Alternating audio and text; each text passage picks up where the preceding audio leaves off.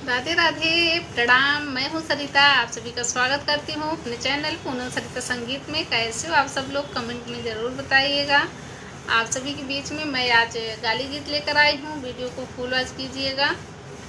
कैसा लगा कमेंट में ज़रूर बताइएगा। मैं बस एक लोगों का नाम लेकर गाऊंगी, आप लोग सुनिए।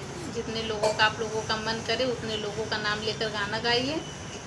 और कैसा लगा कमेंट में ज़रूर बताइएगा। धन्यवाद।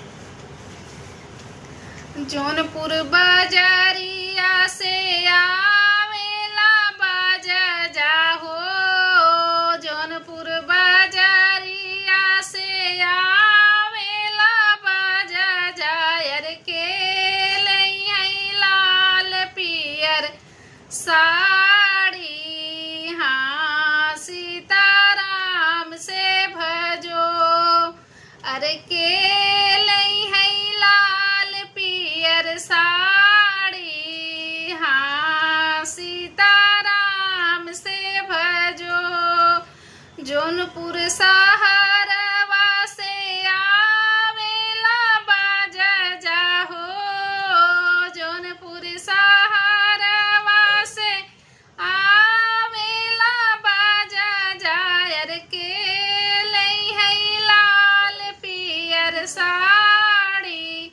हाँ सीताराम से भजो, अरे के लई है लाल पियर साड़ी। हाँ सीताराम से भजो। अपने महलिया से बोलाई दुल्हे के बहिनिया हो, अपने महलिया से बोलाई दुल्हे के बहिनिया। अरे हम ले बैलाल पियर साड़ी। हाँ सीताराम से भजो, अरे हम ले बैलाल पियर साड़ी। हाँ सीताराम से भजो। सड़िया